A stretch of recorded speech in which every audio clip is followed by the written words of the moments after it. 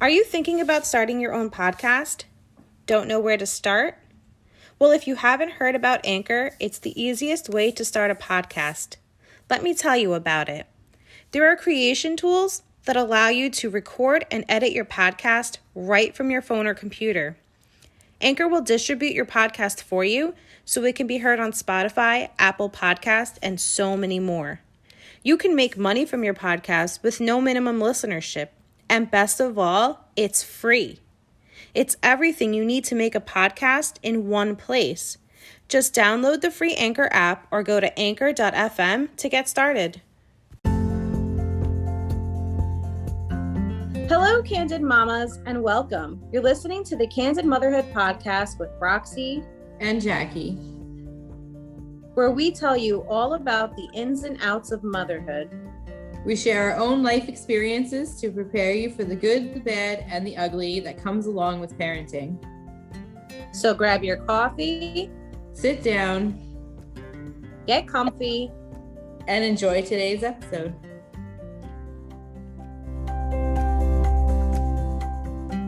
So today's episode is going to be all about mom guilt. So why is mom guilt a thing, and what you can do to stop beating yourself up?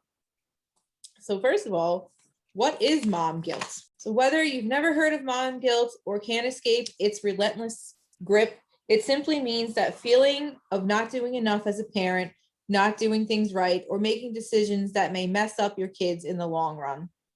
Mom or dad guilt may be temporary or it may be long-term.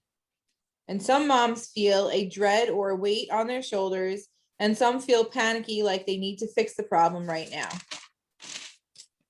Sorry. So mom guilt is the shoulds, the supposed tos, and what the other moms are doing, thoughts going through in your head as you try to make it through the day. Yeah, I do too. There's a lot of situations that make me feel more guilty than others. Like if I need to like clean the house or like something or do something that doesn't involve the kids specifically, I have a lot of guilt that I didn't spend enough time with the kids that day. Mm-hmm. Yeah, so I feel the same way. Like I have a lot of different mom guilt. They say that mom guilt stems from many things, such as personal insecurities to outside pressures from your family and your friends, social media, and other sources. Especially for me, I feel like social media is a pretty big one to make you feel like you have mom guilt. You know, you can do like a quick scroll through Instagram and you can see hundreds of posts of what other moms seem to be doing so well, but little do we know what their reality is. You know, you could see a perfect photo shoot, but how do you know 5 minutes before that their kid wasn't throwing a tantrum? And social media puts this fake image out there of what a mom is supposed to do and is how a mom's supposed to act. Do you feel that way? I agree. Instagram? Yeah. Instagram, Facebook. I feel all that. I feel like anything that somebody is basically putting out there on the internet is going to be their best, the best side of them, the best case scenarios, things that they're okay with showing people, which normally isn't the ugly parts of their lives. And nobody is perfect. Nobody has a perfect life. So you know that those people are having the same moments like we are. They just aren't putting it out there for the world to see. But for me, I kind of feel like people are also very judgmental. So if you were to put that stuff out there, I feel like I would get a lot of backlash from other perfect quotational parents. Yeah. That, you know, that always have something to say about somebody else. Yeah, I feel like a lot of people hide behind their computers these days and they just post like these perfect pictures, but you don't know what they're really going through. But we are Candid Motherhood, so we are keeping it real out here, and we are not gonna put a facade on anything that we do. You could even have like formal recommendations from doctors that can make you feel, you know, inadequacy or inadequate, and you know, the contradictions and expectations are pretty limitless when it comes to mom guilt. So one of the things that I found was there was a statistic about working moms and family guilt when it comes to being a working mom.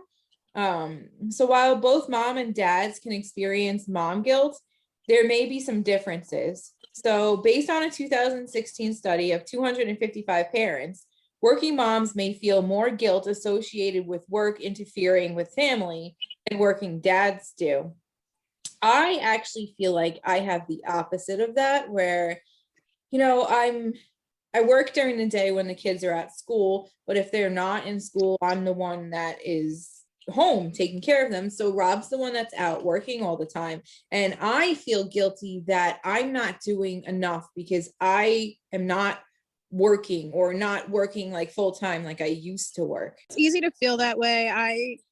I also am a stay-at-home mom too, and my husband is the one that goes to work, and often, a lot of our issues are about money, and it's easy to feel guilty when you're not contributing monetarily, especially when throughout our entire relationship I've held a job. I've always worked my entire life, since the day I turned 16 until the day I gave birth to my second. Like, unless I was on maternity leave, up until that point, I've always been working. So I've only not been working, like, I would say, the last 4 years, but it does feel like an eternity. And it feels like these are the most important years that you're going to need you really need money these days to pay for your kids. And I always think about it like this, daycare for 3 kids is a lot of money.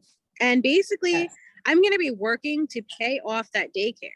Yes. So why not raise the kids myself and struggle for a little while, instead of having somebody else, a complete stranger most times, raise my kids, and doing it probably in a way that maybe I'm not happy with, but I have no choice. Yeah. No, I agree with that. That's part of the reason why we stopped asking for help from the family and decided that we can make it work on one salary.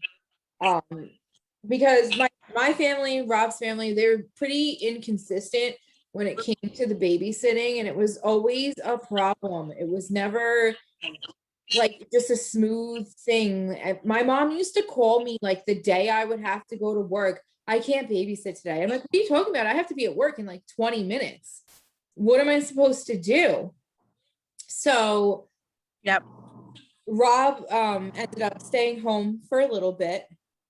But he also did work part-time. At first he was working overnights at Planet Fitness. He would like clean the gym and everything just to make some extra money. But then he got a part-time job as a mechanic. So he would work. This was like more when the kids were in school. He would work until like 2 o'clock, and then he'd have to go get the kids and be home. So I actually should have asked him this, if he felt any dad guilt, because they say mom guilt, but I feel like there's dad guilt also. So I don't know if he felt anything like when he was home while I was the one working full time. And then we flip-flopped and he went to work full time. And I stayed home for probably 2 years before I actually started doing any extra work to bring in money. But he tells me all the time, though, if it wasn't for you, I appreciate, your hard work. You clean the house, you cook, you do the laundry, you do the homework with the kids. So I take care of everything on the home front, where he's the one out busting his ass to make the money. Right. Well, I think also, it's easier for women to feel the guilt. One, because of society, it's the woman's job to take care of the house and the kids and everything. And they should be the ones going out and providing for the family. They were built for it. I mean, they were built to work. Unfortunately, like, I know it sucks, but then you have also like bringing old traditions into the new way of society is also making it harder for parents these days, because the new world is like all built on feminism and equal rights and all that. But men and women were not built equally. We're not made equally. We don't think equally. So, I mean, it's easy for women to feel guilt in today's society. And men, I think a lot of them, they do bank their manliness on being able to provide for their family. I feel like if they weren't able to provide, they would feel a little bit less of a man, whether they want to admit it or not. Yeah. I think personally that's how it is. So I Yeah. think that they are okay with going out and working as long as they're happy with their wives staying home and providing for their kids. You know, they know we're doing a good job and they trust in us. So it's easier for them to go out and have less guilt about it. They knew it. They know if they're not doing it, it wouldn't get done. Yeah, exactly. We're naturally like the nurturing ones. I know, like, it's just like in my blood to like clean and make things clean. Like, I don't like those. Right. And I'm not shaming anybody, but I can't stand the moms that are the stay-at-home moms, and their houses are disgusting. They don't cook, they don't clean, they don't do laundry, like they do nothing. They literally sit on their ass all day long. That to me is not being a stay-at-home mom. Maybe your kids are taken care of, you know, in between all that, but like, I feel like a cluttered house is just like a reflection of what's going on in your mind. Well, I think the most important thing is that your kids are taken care of and they're loved. You know, messy houses happen. Messes can always be cleaned. My house is never in 100% spectacular order unless I have my mother-in-law over here because she is a cleanaholic. But unless she's here, like there's going to be a mess on my floor. So Yeah. I kind of feel like to an extent, yes, I don't sit around and do nothing all day. Absolutely not. Mom's lives are busy. But yeah, absolutely making sure your kids are fed, dressed, bathed, have all their basic needs, are feeling loved. Then I think that if you got all that down, you're successful. You're a successful parent. Yeah, but I also feel like if you take care of yourself, then so that way you can also take care of the rest of your family, because sometimes mom guilt is so persuasive that it inhibits your ability to parent or to function in normal life. What you can do to internalize your guilt, like what it leads to, when mom guilt starts to inform your decision making that you previously thought to be correct, it becomes harmful. So like, for example, this goes back to like social media stuff also. So you may be a working mother and you decide to formula feed your baby instead of breastfeeding. Now you may go on Instagram and you see this mom that's had this amazing story. She's breastfeeding. She had such a connection with her baby because she's breastfeeding. So you may feel like that's a targeted attack against you because you're not breastfeeding your child. So you may feel guilty that you're the working mother and you can't be there to breastfeed your child. So you may be feeling high levels of anxiety due to mom guilt, and you may want to inform your doctor if it really becomes more a serious problem, because you may actually have postpartum anxiety or depression. So it's a matter of stopping the subconscious comparison and regaining confidence in your own decision for your family. That just because somebody has an amazing experience, you know, doing a certain thing like breastfeeding, that doesn't mean that they're putting that out there for you to feel bad about breastfeeding. Right. About not breastfeeding. It's not meant for that. You know, I know a lot of formula fed babies, the moms of formula fed babies, they really do take offense to that. And I've seen it before because I was part of this, you know, a couple breastfeeding groups when I was learning too. And they really take offense, like, how dare you say that? My baby is fed and that's the best thing. Of course your baby's being fed is the best thing. Nobody is knocking your baby not being fed. Like, we want your baby to be fed. Yeah. What we're just saying is that breastfeeding is hard and we can celebrate it. And why not celebrate it? You know, because we struggled through it and we made it.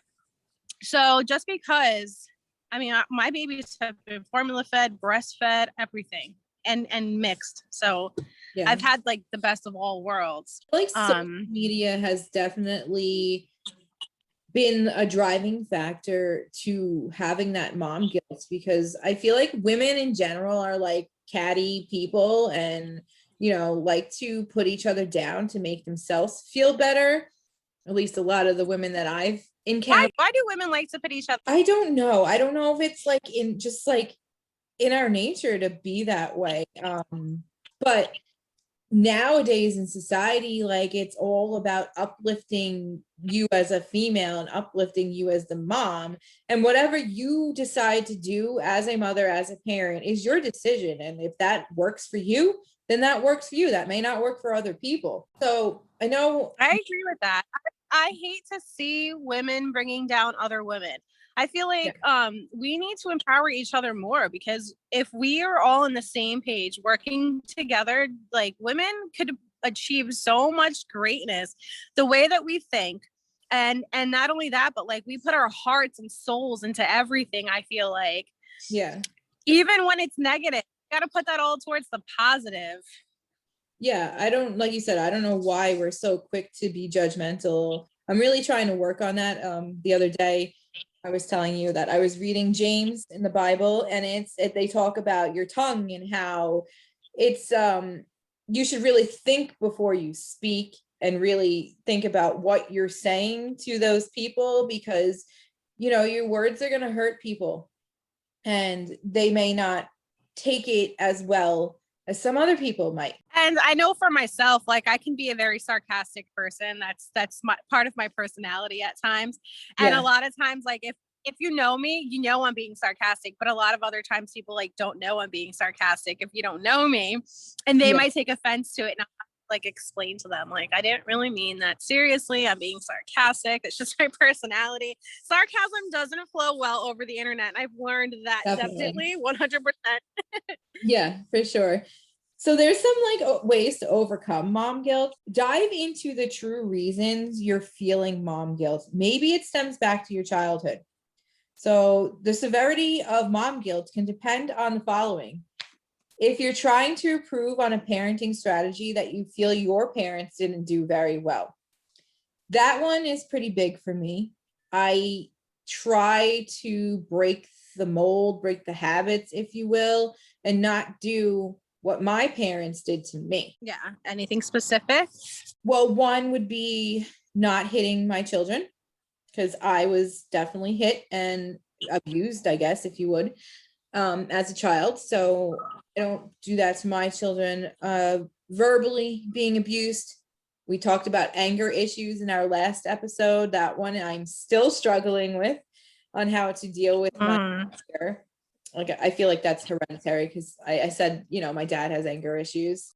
What about you? Have you tried to change things that made you feel like, you're doing this because your parents did that to you? Yeah, I do in some ways. I mean, I think that my mom, she was my main caretaker. My dad really wasn't involved in the parenting like at all. He provided for us with money, he went to work, he did all that. But when it came to the parenting, the discipline, everything, like my mom mostly did all that.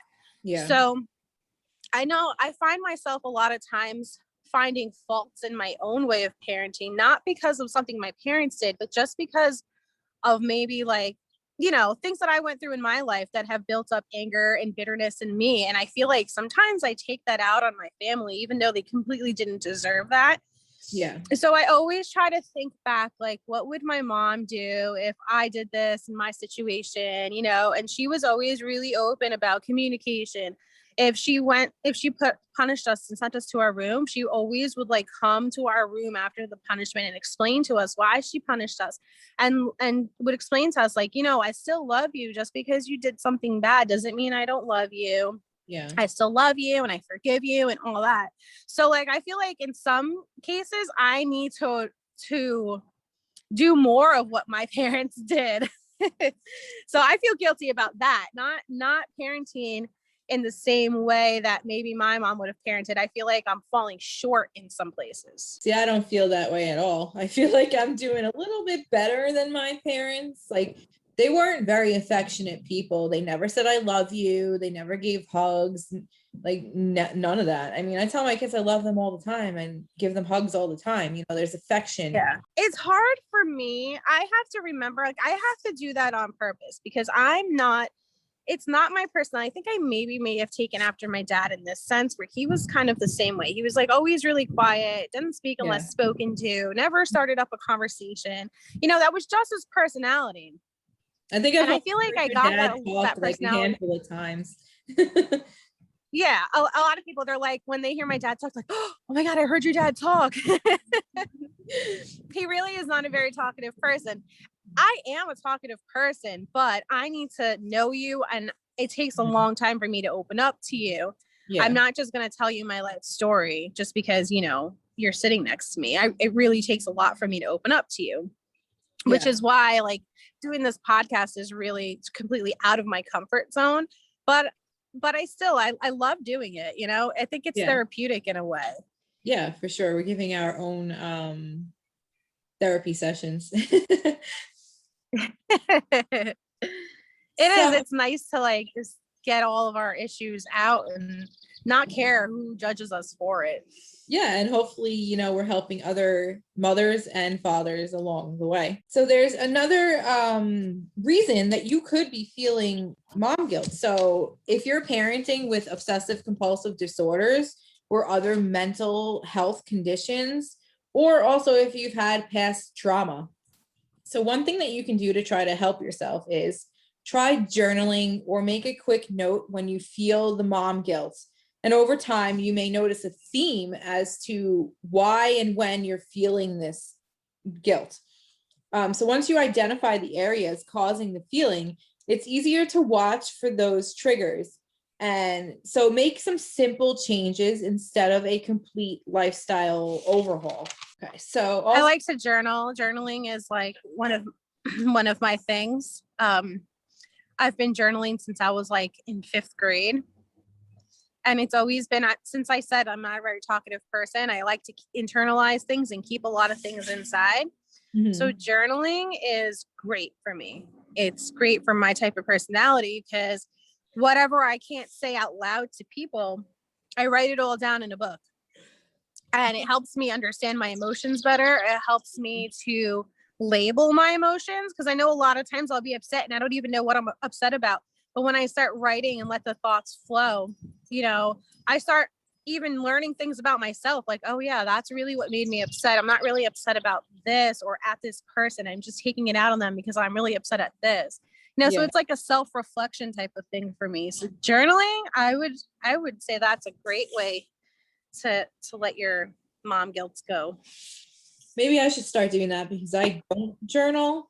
A lot of my mom guilt though, I don't necessarily feel in the current moment.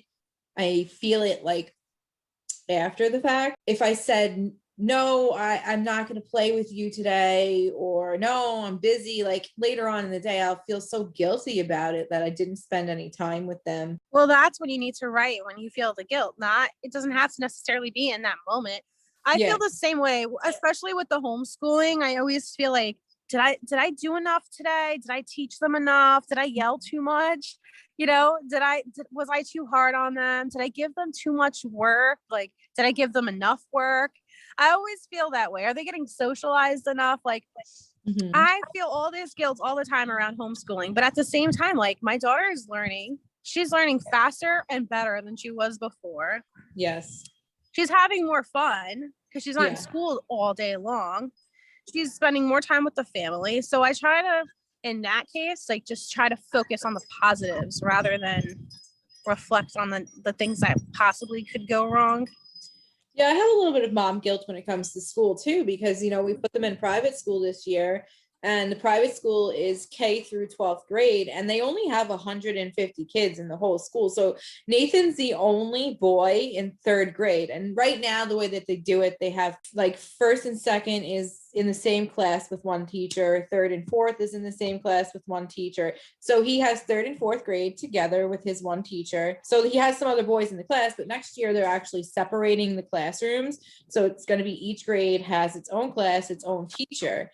So I'm really hoping that somebody will go to 4th grade next year and it'll be a boy. Like I feel a little guilty about that. I hope that doesn't affect him in the long run. But I mean, I know that he still is going to see these other people that he made friends with this year. And we're trying to like think of like other activities that he could do outside of school, so he does have friends. Yeah, that's hard. But also in a sense, that's like kind of out of your control because you don't have control over the kids that go to that school. I mean, unless you're personally out there like promoting the school for them. Yeah, but I feel guilty because I'm the one that made the decision to put them in that school. But so realizing your past triggers and upbringing so you can find your personal truth as a mom and dad, I think is going to help you along the way with the mom guilt. So whatever you value, naming it and sticking to it will minimize your mom guilt. But also bring clean your trusted circle. So the people that you trust the most are going to be the ones that are the most judgmental. Are you surrounded by like-minded people who appreciate your values? If not, you may want to reevaluate who is in your inner circle.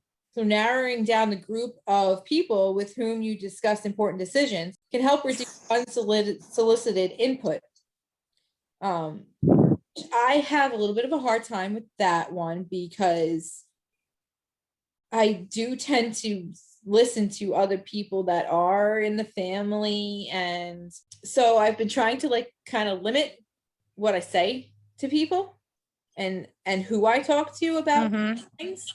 Like, I know I could talk to you about anything because we're both mothers and we're not going to be judgmental towards each other. We're just going to accept it and try to help each other out. I've never really had a huge circle of friends. I've always had just a handful of friends.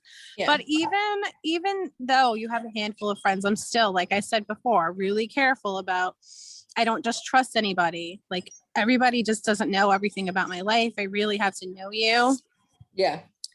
I really have to trust you and for me to open up to you. So there's probably about maybe 3 people in my entire life that I will open up to. Yeah. I mean, obviously our husbands are one of them, because if you can't talk to your husband about everything, then who are you going to talk to? That's the closest person to you. Sad to say, I'm not even sure my husband is one of those people that I mentioned. Really? I just don't think that not that he would ever judge me, but I just don't think that he really gets everything that maybe a fellow mom would get, I guess I would say. Well, maybe because Rob was a stay-at-home dad at some point, he understands exactly what I'm dealing with and what I'm going through. So like when he comes home and I'm like, you have no idea, these kids are unbelievable today, they're acting like crazy, he goes, I do have an idea. I was there. I was the one that was home with them while you were at work, Right. Yep. I definitely feel like he lacks empathy. The next tip is going to be listening to your children and your inner intuition. So mother's intuition is not a myth. We feel it. We know that it's right.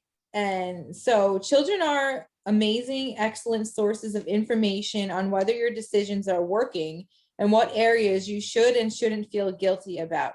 So like I was talking about before about me feeling guilty about when they want to play and I tell them no. So if your child is begging you to do a puzzle with them while you're working, you don't need to feel guilty for working.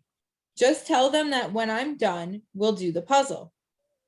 So I know that I have a lot of guilt with, I guess, saying no and not giving them enough attention. I feel like I'm always like, well, I didn't spend enough time with them.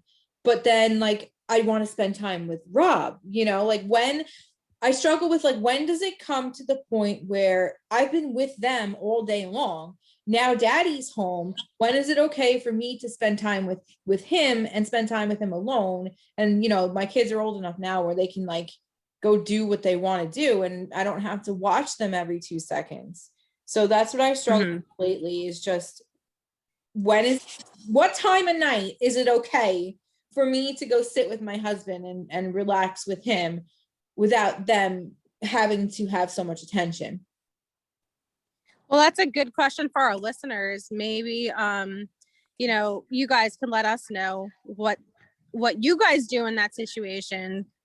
I still have little ones at home. So like, yeah, my 2-year-old, he can't be left unattended like at all, unless he's napping and in a crib and I know he's safe. So for me, like alone time doesn't start until after the kids are in bed and possibly even after they go to sleep, because even once they're in bed, they constantly are coming to get out of bed and coming into my room and stuff. Yeah. So I think that my kids are still little, and I just have to wait until after bedtime. That's the only time we have for alone.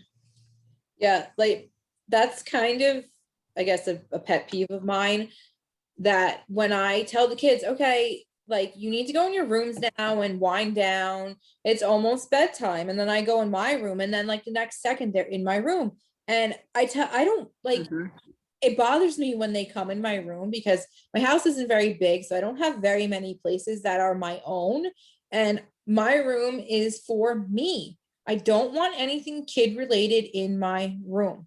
So when they come in here, they start messing up the bed, they start touching my stuff. So it really bothers me. But then again, I feel guilty afterwards telling them to get out and leave me alone. I totally understand that struggle 100%. I mean, we have like this big king size bed, and we have like a huge like 72-inch TV in our room. And on movie nights, we try to have movie night once a week, and we'll all cuddle up in my bed and watch the movie. And I hate having crumbs in my bed. And my husband, I don't let them eat in the bed. My husband doesn't care though. He's like, he eats in the bed. He's pretty neat with it.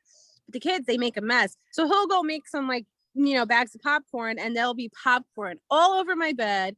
And I hate it, because then it's like, I just changed the seats. They're all full of popcorn now, and I'm trying to go to bed. There's like popcorn stuck up and down my leg when I wake up in the morning. You got to clean after your movie night. I feel guilty. Yeah, what I feel guilty about is not being able to like just relax and just be like, okay, fine, eat popcorn in the bed, and like not care about it, because I don't know, maybe it's a little bit of an OCD thing for me, but something that I just hate. I hate that. But he's like so slack about it. Oh, I'm the same way. I don't, like you said, OCD, I'm like crazy like that. It drives me nuts. But I do feel guilt also when it comes to like extracurricular activities, and just the fact that like, I guess I don't really want to do anything more than I already do. So like Lacey had been taking Zumba classes on Thursdays. We haven't gone in a while. Like she didn't want to go for a few weeks, and lately she's wanting to go, and she also wants to take some like gymnastics classes. I haven't signed her up for any of the classes yet because I don't want to take her.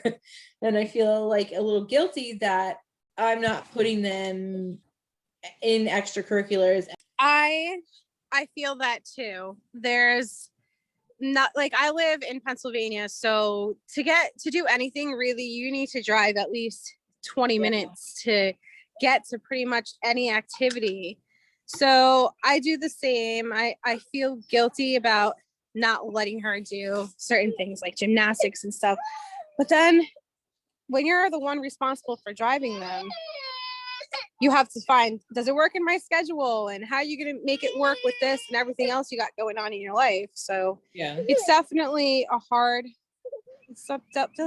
balance. So like just stemming back, I guess, to the extracurriculars, being on Long Island, like you said, you live in Pennsylvania, so it takes you a while to get to places. So it may be inconvenient to want to take them to the extracurriculars, but I've tried to put them in stuff. Nate was in baseball. He hated it, acted like a jerk. I put him in karate, which by the way, karate is super, super expensive. It's like $150 a month.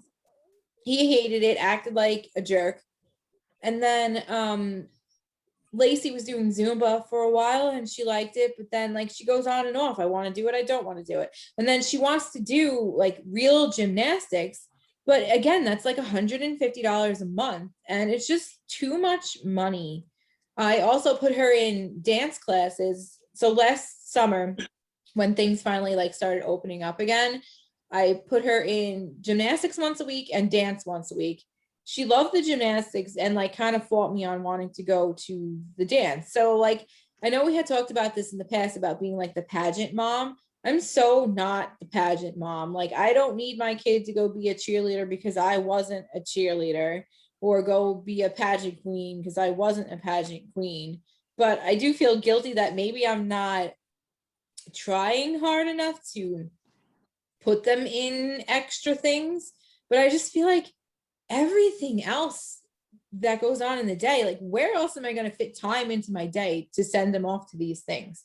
Because it's not like you're allowed to just drop them off and leave. You have to stay there with them. Yeah. Well, a lot of the things, especially like I said before, they run about an hour long. If it takes me 20 minutes to get to the place, I'm not going to go all the way back home just to come back in another 20 minutes, 15 minutes, Yeah. And so you have to sit there and you have to wait. And for me, I think the hardest part is having the other two kids with me all the time. I have to have them wait with me, and they don't have the attention span that I do. So it's like I have to constantly be running around, chasing them, keeping them entertained while my daughter's doing her gymnastics or whatever. And it's like nearly impossible to do that. Yeah. So for me, it's like not even worth it. Yeah, I agree. But I also feel like us as moms, like we talked about before, we really need to encourage each other. Where does mom guilt come from? It comes from other mothers. I feel like they are influences in our lives, especially now that social media is so, like, that's so much of a part of your life these days. Maybe back in the day, like your neighbors were the mothers that, you got the mom guilt from, because maybe you had like the June Cleaver next door and you weren't June Cleaver. Don't be that mother that tries to convince other mothers that, like, why are you using pacifiers for your child? Those are bad. Or why aren't you breastfeeding? Or, don't bring down another mother because they're doing something different that you think is wrong and you shouldn't do as a mother. I feel like that is, you're guilting other people into feeling like they're a horrible mother and a horrible parent. I don't know if you saw the other day, I posted something on Facebook that was talking a lot about like how in today's society, attachment parenting is looked down upon because people are always saying like, oh, like that kid's gonna like grow up so attached to you because they're with you all the time, they're on you all the time, they're constantly touching you, you're carrying them everywhere and things like that. But that's the way really it should be. I mean, your baby should be attached to you. They should want to be with you all the time. You're their sole caretaker, but it's not us that's doing it wrong. It's society as a whole is not brought up to do that anymore. So like they say, it takes a village. I feel like it feels a lot of times like we're on our own these days. There is no village caring for our kids. We're here in solitude. We're in our house by ourselves. We don't have anyone else to help us. So if we're breastfeeding a baby and taking care of a newborn and we've got other kids, we're doing all that. Meanwhile, taking care of our house, cooking, whatever else we got going on, and we're doing it all. When back in the day, when our parents were young, they had their moms, their sisters, their aunts, everybody was helping out. It wasn't just them. So I think that we're lacking that in today's society a little bit. I feel like, you can't compare like apples to apples, so we're constantly evolving as parents, evolving as people, and you just go with the flow of the world and what's changing. So what necessarily have worked for our parents or their parents, so the advice that they have will not be beneficial to you because it doesn't apply anymore. I agree with that in a sense. I hate when people, like, especially like the older generation, will look down on millennials, for example. Like, I know there was something going around a few years ago about like how millennials are lazy and they don't want to work, and that's why they don't have a house and things like that. But at the same time, it's much harder these days to get a loan, to build credit. Everything is set out against to fail, like for you to fail. You know what I mean? And also the cost of living and the wage that you're making is not comparable, to the prices of items. So I feel like, what you make now, you may have made that salary 30, 40 years ago, but that salary 30, 40 years ago took you a lot further than it does now. The cost of goods right now and just the cost to live is astronomical. So I understand why the millennial, I say under 30 group, is staying home longer. and not necessarily wanting to start that family until they're in their mid-30s because they don't feel financially stable and able to do so because of the fact that one, they can't find a decent paying job, and two, it just costs so much money to take care of a family and, you know, make it work. Yep, I agree with that. There's so many circumstances that influence like the differences between now and back then. It's like the way of life is completely different, and it's making it harder in a way for mothers. Like I feel like the more you live, the easier things should get because you learn from your ancestors or whatnot. Yeah. But I feel like we're going in the opposite direction. I feel like we're making it harder for future parents and future families. And I think that really that's something that we should change. And it starts with us instilling these types of things in our own kids because our kids are the future. So if we're teaching them like, oh, you have to do it all alone, that's what they're going to learn. But if we teach them like, no, you don't have to do this alone, then, you know, that's what they're going to be brought up learning. Well, I say all the time that the future of our children, I feel bad for them. I do feel guilty about what they're going to have to endure because it is not like it was when we grew up. We were kids in the 90s. That was like the greatest decade ever. It was like people had money, people were happy, things were just better. And I feel like every year that goes on, it gets worse and worse and worse. And I just feel bad for our younger generation and our kids. It's not my fault that I was born in the 80s. So I had kids, you know, that are going to grow up in this lifetime with the crazy world that we're living in right now. It's really an unsafe and scary place and not as free as it used to be. It's not, definitely. But is there anything that we can do as parents? So we may get to the end of motherhood and realize that we missed a ton of sweet memories worrying about what we aren't doing right. So love your kids on your terms and don't let what others are doing or saying put out your parenting fire. So just live your life, do what you think is best, trust your mother's intuition, and don't let others judge you or sway your decision making as a parenting because you know what's best for your family and your children. And social media is a facade and people don't really live that way. As you know, being a mother and having a family, it's not always roses and, you know, and rainbows. So take time to just live in the moment. I struggle with that often, just always going. Just, I need to take time to just stop, live in the moment, enjoy the kids while they are, because I know that I'm going to look back on it when I get older and say, oh, I wish they were this age again. I missed this. I missed that. I didn't do this. I didn't do that. So instead of thinking about that now, just try to take time and just be in the moment and enjoy the kids that you do have and that you were lucky enough to have children and enjoy the life that they're currently in. It's very nice. I agree with that 100%. It's hard sometimes to remember that in the moment though, you know, when with the chaos and the struggles and the crying and the being pulled in 100 different directions. Mm-hmm. But